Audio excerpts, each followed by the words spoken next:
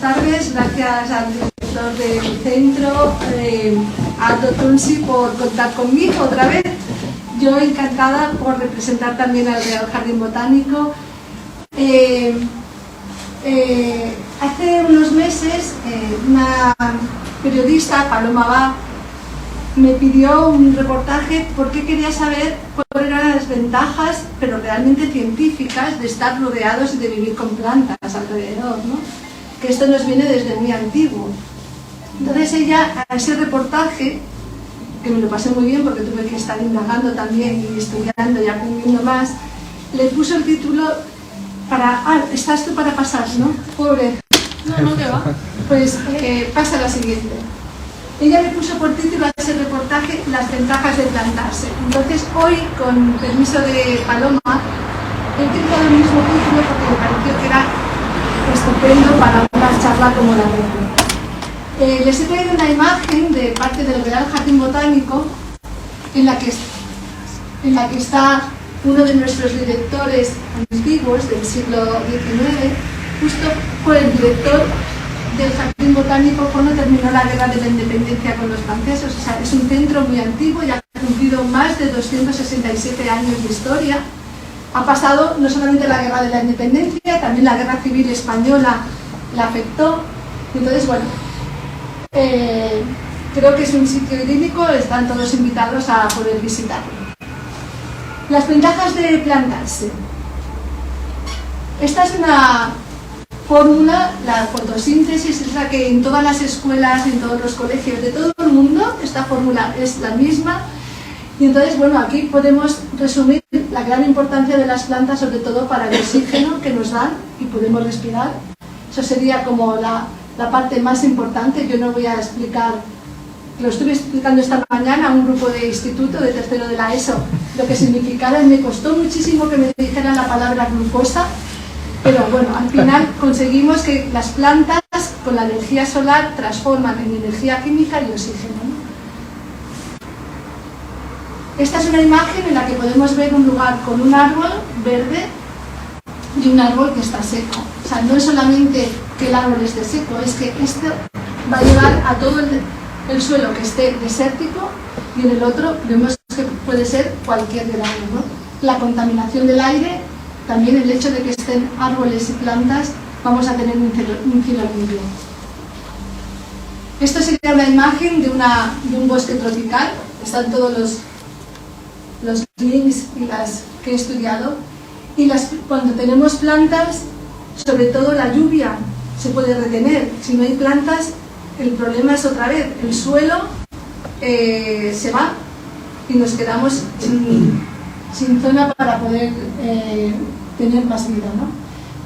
Las plantas nos van a recoger el agua, tanto en las hojas como en el tronco, y se va a filtrar realmente para otros seres vivos, porque el suelo está lleno de microorganismos, de lombrices, de muchos invertebrados. Y por supuesto, en sus ramas podemos tener, esto es un enjambre de unas abejitas, bueno, son avispas, perdón. Aquí tenemos un nido, no quiero hablar mucho, sino imágenes, porque creo que es una charla para que sea agradable para todos. Aquí, como estos son unos gorriones especiales que forman estos nidos. Aquí, bueno, pues un koala con los eucaliptos, que para ellos es vital, es lo único que consume, la hoja de eucalipto. Y esta es una imagen de la doctora Paula Casati, que es de Argentina, del CONICET, y aquí está con unas placas de Petri, en un material in vitro, porque ella investiga las sustancias que tienen las hojas y que son beneficiosas no solamente para las hojas, para las plantas, sino también para las personas que consumimos. En las plantas tienen estos elementos químicos que son el betacaroteno y la luteína. Los carotenos son los que dan esos colores rojizos cuando las hojas en otoño van perdiendo la clorofila, que es verde. Bueno, pues toda la presencia del caroteno y sobre todo la luteína que tienen las plantas, eso hace que las plantas sean resistentes a las radiaciones ultravioletas. Y si nosotros consumimos vegetales, también vamos a tener una resistencia porque son antioxidantes para el organismo, ¿no? Y aquí tenemos un aspecto de unas grandes palmeras. Aquí nosotros no, en la península ibérica no tenemos estos huracanes, pero hay zonas en California que tienen grandes momentos de huracanes y tenemos unos grandes gigantes aquí que lo que están haciendo es retener un poco la velocidad de esos huracanes para que la población no le llegue al máximo, ¿no? Por lo tanto, hay grandes ventajas en plantarse, ¿no? Y la pregunta es, ¿puede un jardín combatir el estrés y la ansiedad? Ahora quiero que cierren los ojos todos. Tú también. Y luego, cuando yo diga ya, pasas la siguiente, ¿vale? Cerrar un momento los ojos, todos. Cerrar los ojos. Que estoy viendo ojos abiertos. Ahora ya, puedes pasar, no abráis los ojos. Tienes que pasar la diapositiva tú. Ahora ya. Bueno, aquí tenemos una imagen que seguro que si estuviéramos aquí en esta montaña, esto es Sierra Nevada, pero de California, tenemos una imagen de flores, o sea, y aquí sentados en esta piedra seguro que no tendríamos ningún problema ni estrés. Primero porque habríamos llegado bastante cansados a la subida del pico, pero porque podríamos respirar el oxígeno tranquilamente y tendríamos una zona en la que no habría nada de estrés. Bueno, estas imágenes son las que queremos reproducir en nuestras casas. Y esta es una imagen de una revista famosa de decoración, en la que en cualquiera de las imágenes de esa revista o de cualquiera de decoración no van a aparecer solamente los muebles, siempre van a colocar plantas para dar ese ambiente relajante. Incluso en una mini terraza como esta de pocos metros también nos ponen plantas, incluso más en esto que sería una pequeña zona con 4 o 5 plantas. Porque vivir rodeados de plantas nos ayuda a contrarrestar el estrés. Eso es lo que científicamente se ha comprobado. ¿Y por qué? Pues que cuando tenemos plantas a nuestro alrededor, en el momento de que estamos cuidando esas plantas incluso, o solamente estando sentados en un parque viviéndolas, nos va a disminuir el cortisol. Yo pongo la molécula, el cortisol es una hormona que se produce aquí en las glándulas suprarrenales, encima del riñón, y cuando disminuye el cortisol, bueno, aquí sería un esquema, no sé yo si tenía audiencia de médicos y tal, digo, lo voy a poner porque queda muy bien. Entonces, aquí tendríamos las dos glándulas suprarrenales que producen el cortisol, pero se producen porque en el hipotálamo, que es donde está nuestro momento de estrés va a liberar una sustancia que es la hormona liberadora de corticotropina. Entonces esto va a provocar que nos llegue esa otra a la sangre y esa otra va a hacer que se libere el cortisol, con lo cual vamos a estar súper nerviosos, súper agitados en cualquier momento del día. El cortisol es fundamental, igual que la adrenalina. O sea, cuando nosotros nos levantamos por la mañana queremos tener un nivel de adrenalina y de cortisol. ¿Por qué? Pues porque así nos vamos a enfrentar y nuestra mente y nuestros sentidos van a estar despiertos para ver todo lo que nos rodea. Si no tenemos adrenalina y no tenemos cortisol, pues estamos o con niveles muy bajos, vamos a estar demasiado lentos en hacer las cosas, ¿no? Pero claro, lo que no interesa es que a lo largo de todo nuestro día tengamos el nivel de cortisol muy alto, porque si no, no podremos descansar ni dormir las 6 horas mínimos que nos dicen que tenemos que dormir, ¿no? Sí. Siguiente. Con lo cual, al disminuir el cortisol, nos disminuye la frecuencia cardíaca de los nervios, el estrés, y nos va a disminuir la tensión arterial. Y ello conlleva a estar menos irritados, mayor concentración y luego, muy importante, nuestro sistema inmunitario estará más alto. Entonces, bueno, esto es de un trabajo científico que, bueno, los investigadores están explorando cada vez más cómo el verdor que nos pueda rodear, ¿no?, o la vegetación de un vecindario pueden afectar al comportamiento y resultados de la salud. Estos son algunos trabajos científicos. Y he querido traer uno muy interesante que tengo que ponerlo aquí porque si no, no voy a ver las cifras. En este trabajo se hizo en varios departamentos de de medicina, y utilizaron, bueno, plantearon la hipótesis esta, de que niveles más altos de vegetación alrededor iba a estar asociado con niveles más bajos de mortalidad.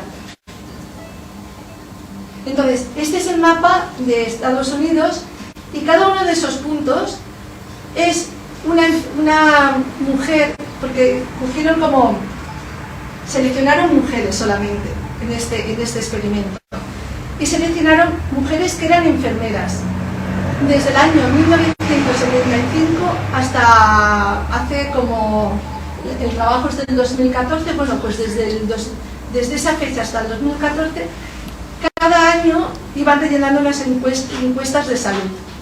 Entonces, decían que elegían a las mujeres porque eran las que iban a estar realmente controlando que cada año rellenaban el cuestionario.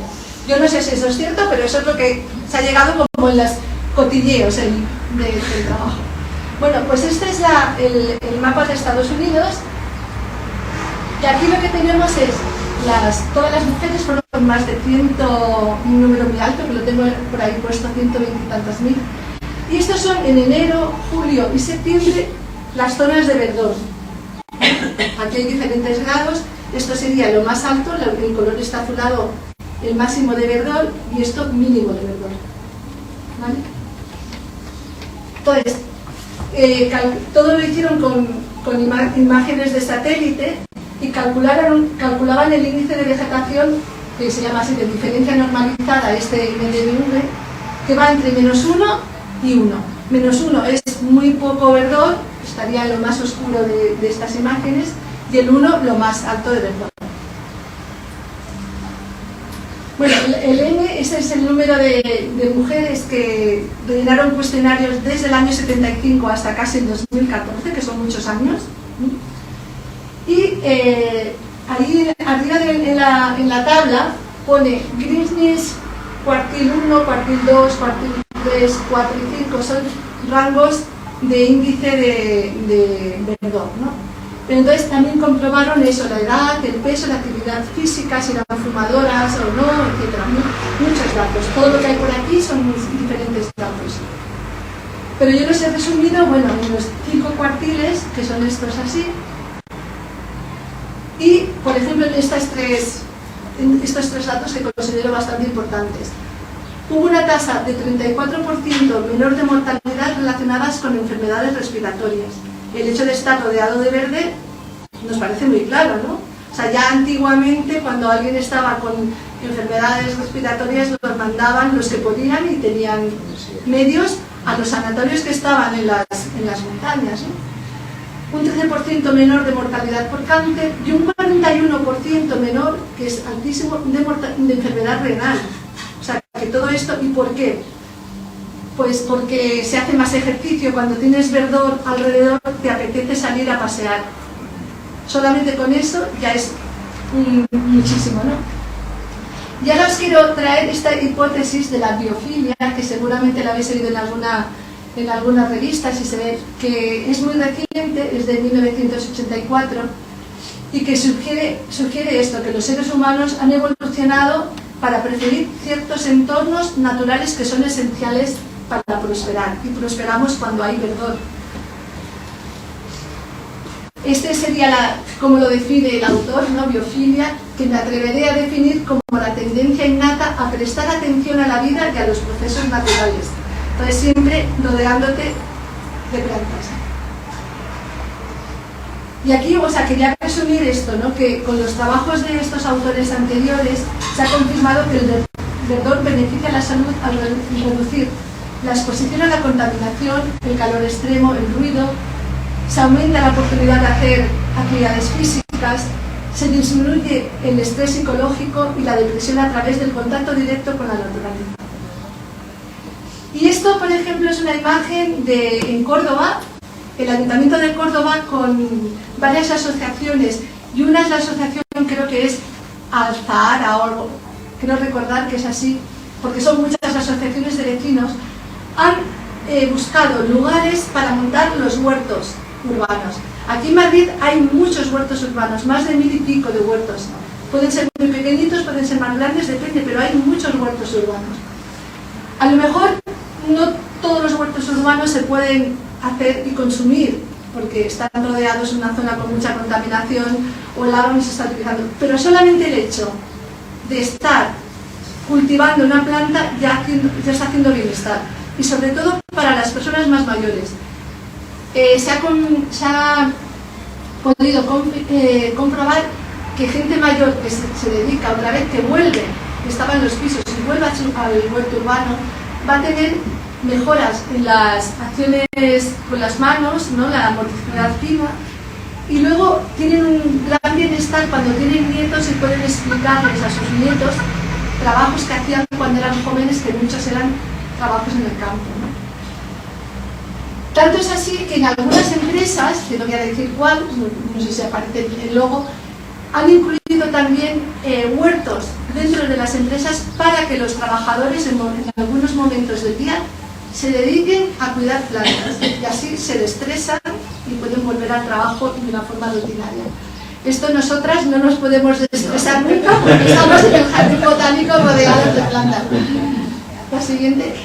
Y esto ha llevado, hace ya muchos años, a lo que se llaman los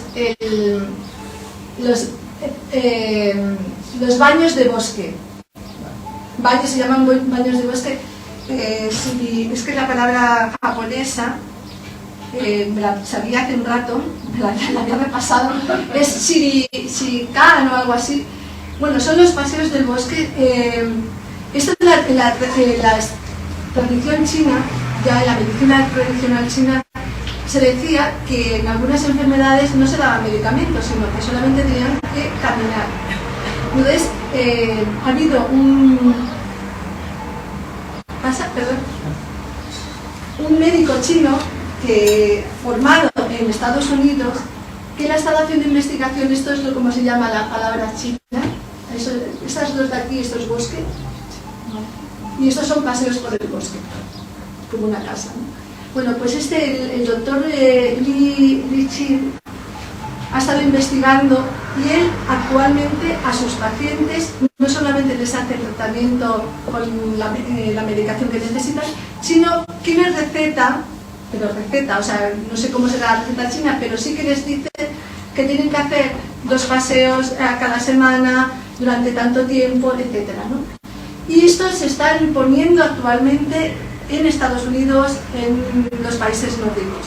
Realmente, dentro de la medicina, igual que hace unos años también nos llegó desde Estados Unidos el que algunas enfermedades tenías que ir al psicólogo para que te enseñasen a respirar. A mí me ocurrió porque yo era asmática y ya los medicamentos no me servían cuando yo tenía 18 años, y en cambio tuve la suerte de que un médico dice, bueno, es que a lo mejor lo tuyo es que tienes que relajarte y tienes que aprender a respirar. Entonces me mandó a una psicóloga y esa psicóloga me enseñó las técnicas de respiración, que me han ido súper bien, porque a partir de los 20 años ya no tuve más ataques de asma. Es que ella es mi hermana.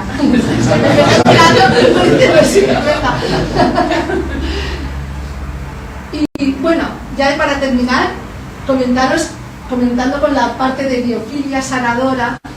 Esto fue en el Real Jardín Botánico durante el confinamiento. Nosotros habíamos plantado antes del confinamiento, en el mes de noviembre del 2019, habíamos plantado más de 17.000 bulbos de tulipán, más de 7.000 bulbos de narcisos, otros tantos bulbos de iris, de muchas plantas. Entonces, durante el confinamiento seguimos trabajando y este era el aspecto que tenía los tulipanes del Jardín Botánico.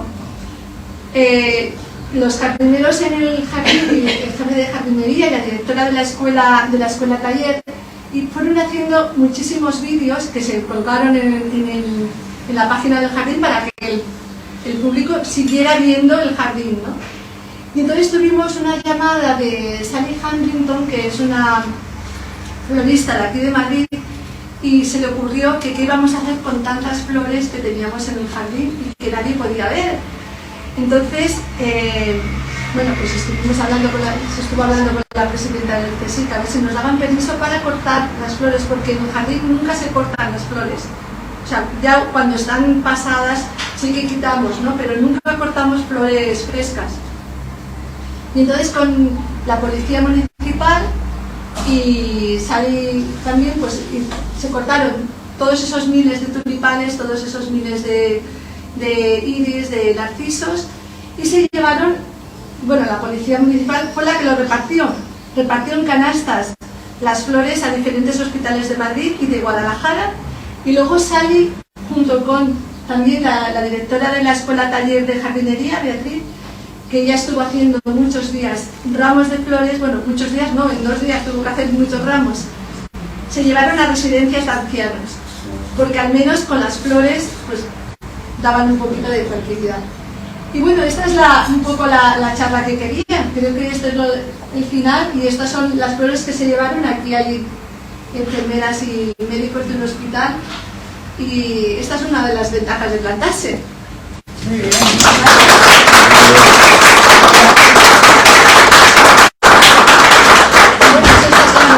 Casi siempre se regalan flores para decir gracias, ¿no? Es una de las cosas que tenemos. Una cosa,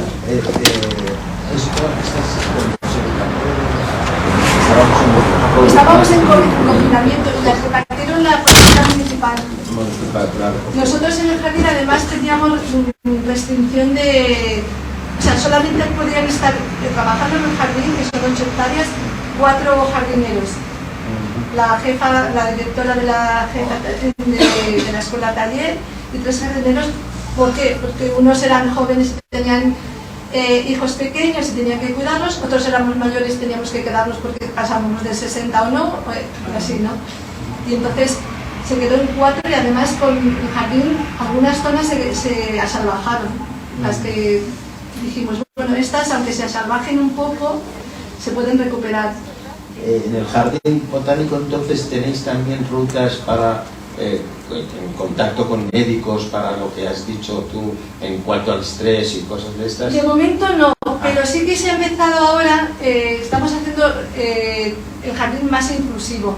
Entonces lo que estamos intentando es, de momento no es la ruta, pero se hará una ruta como para que gente con problemas visuales o de, no sé, que diferentes problemas puedan tocar la planta, ver si esta tiene más pelito, esta tiene pinchos, olerlas.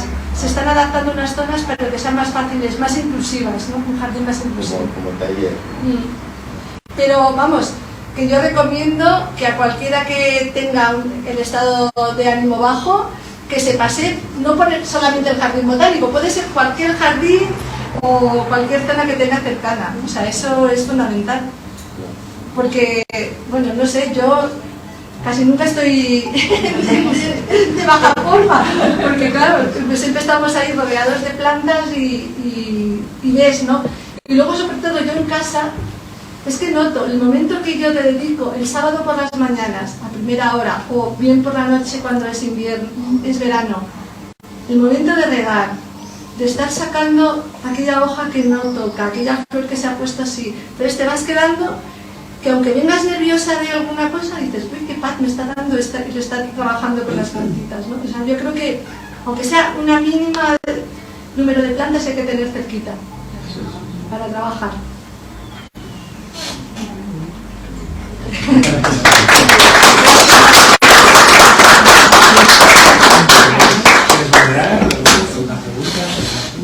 Si queréis preguntas, sí, o sea, yo estoy aquí, me vuelvo a subir a la tarima, esta tan especial.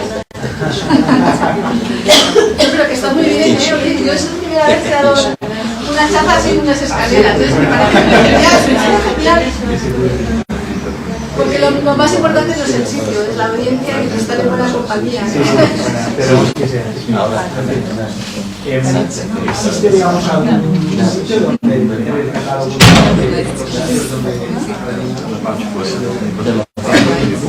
pues es posible que haya algo, no te puedo decir si hay algún catálogo de los jardines, pero sí que en el Ayuntamiento de Madrid debe existir algo de los jardines. En la página del Ayuntamiento de Madrid seguro que debe existir. digamos, una visita guiada, ¿cuánto puede tardar? Una visita guiada, hora y media, depende del interés también del público, ¿no? Sí. ¿Lo podéis dar en inglés? Sí. Lo que pasa es que es para para 20 personas un día. No todos los días que tenemos hablan inglés. Entonces habría que ver qué grupo, si no es demasiado numeroso. De hecho, nosotros con ellos estamos ahora con Fonfi también para hacer una ruta de plantas andalusí. Se está trabajando, Se está trabajando en ello. Entonces, la propuesta es poner en cada planta de origen andalusí o árabe o oriental, poner un signo, el cual yo he elegido la estrella de 8. Cuando la planta es andalusí, ¿qué es? En ese Procedente. momento vino de Oriente Medio. De Oriente Medio, de Asia, de todo lo que relaciona en la época andalusí, que todo lo que entonces se hizo, porque tú sabes que muchas plantas, muchos frutales que vinieron de ahí, ¿no? Las que me encantan a mí. De Oriente, claro. Y entonces esta ruta es para que luego, un día, también le lleva a la gente, y sobre todo para el turismo árabe o islámico, en la ruta enseñando estas plantas, porque tienen bastantes cosas importantes. Tenemos actualmente en el jardín hay más de 6.000 especies distintas y especies, o sea, ejemplares hay muchísimos miles más, pero especies distintas unas 6.000, y de ellas hay unos 1.200 que son árboles de diferentes tamaños. Hay un arbolito así y luego hay un árbol de 42 metros de altura. Y en la actualidad, bueno, hace unas semanas se inició un itinerario que es de plantas tintorias que vinieron de América. Justo lo que se está preparando de las plantas que vinieron de Andalucía y tal. Y estas son 13 plantas elegidas por un jardín, que pueden ser algunas o es un árbol, Y entonces está un pequeño cartel con el dibujo de la planta, su nombre científico, el nombre popular. A veces es muy difícil porque una que es muy popular tiene como 20 o 30 nombres populares, depende de cada país, entonces de la región. Pero bueno, elegimos siempre los más conocidos. Y luego en este caso el cartel lleva los colores del extracto que se hace, que puede ser de corteza, de tal, y un QR, que eso a los más jóvenes les encanta. El que haya un QR, sabes que lo va a leer. Si no hay QR, no se lee. ¿Es verdad o no? O sea, el QR te da como ganas de saber lo que hay detrás de esa planta. Entonces, hay un QR, entonces hay una identificación de la planta mayor, todas las utilidades, hay alguna información sobre todo estas de plantas tintorias, pues cómo extraían el pigmento, o sea, hay bastante información. Lo hemos hecho junto con el patrimonio histórico, que es del Ministerio también de Cultura, y entonces está muy bien. Vamos haciendo, y los itinerarios se van renovando también cada vez. No sé si dominas algunos datos así estadísticos, no sé si Madrid tiene muchos árboles. Un amigo mío decía que Persona es uno de las capitales. Madrid, bueno, sí, Madrid tiene, tenemos que estar orgullosos porque el Paseo del Prado y todos los edificios que están alrededor obtuvo en el 2021 el paisaje de la luz, que es patrimonio de la UNESCO. Y una de las cosas más importantes que valoraron fue que es un paseo arbolado, pero no cualquier paseo arbolado, el primer paseo arbolado de Europa. O sea que cuando vino Carlos III, que era hermano de Fernando VI, cuando murió vino Carlos III, que era de Sicilia y Cerdeña, cuando llegó aquí lo que primero vio es que Madrid era casi un pueblo. Y él quería algo más importante para la ciudad de Madrid, que además iba a ser el rey y iba a estar la corte en el centro. Entonces, por un lado, atocha, la palabra atocha viene de unas plantas que son las tochas, que crecen en zonas donde hay mucha agua, entonces era una zona muy fértil. Arabismo, sí. Entonces, toda esa zona, lo primero que hicieron fue drenar. Estamos hablando de hace más de 267 años, porque esto lo empezó a hacer casi al inicio. Entonces, se preparó todo el paseo arbolado y además dijo, aquí yo voy a tener el mejor centro, el parque tecnológico mayor de Europa. Y ese parque tecnológico de hace 267 años pasaba por tener un jardín botánico, un museo de ciencias naturales, que luego no llegó a ser el Museo de Ciencias Naturales, pero tenemos el Museo del Prado, que es uno de los mejores museos pictóricos de arte en el mundo, y el observatorio, no sé si conocéis donde está si el Jardín Botánico lo tenemos así desde el Paseo del Prado hacia arriba, que está un instituto de Isabel la Católica, está el observatorio, bueno, el observatorio, el Jardín Botánico y el Gabinete de Historia Natural iban a ser lo más importante de Europa. Y bueno, han sido importantes, porque claro, durante la época de Carlos III se hicieron muchas expediciones, bueno, y de Fernando VI, se hicieron expediciones botánicas a América, también llegamos a Filipinas, entonces, bueno, hay un acervo muy grande. El Jardín Botánico, además, una de las cosas más importantes que tenemos también es nuestro archivo histórico. El herbario tiene más de 1.300.000 pliegos de plantas de todo el mundo, pero principalmente muchas, hay un herbario histórico de las expediciones botánicas del siglo XVIII. Y en el archivo, miro a Encarna, en el archivo tenemos láminas de la expedición Mutis, que es una expedición a Colombia. Mutis es también del siglo XVIII y tenemos como 4.500 láminas originales. Esas láminas estuvo Mutis 35 años en Colombia con un gran grupo de artistas. Él no pintaba ni nada, o sea, él no dibujaba, pero sí que sabía muy bien cómo quería que fueran las láminas, y son una joya de patrimonio. De hecho, ya son joya, le nombraron patrimonio histórico a esas láminas en concreto. O sea, hay cosas muy interesantes, o sea, para planificar una visita así muy, muy bonita. ¿Alguna duda? Bueno, yo si me dejáis hablar del jardín puedo estar horas y horas. Sí, estamos aquí.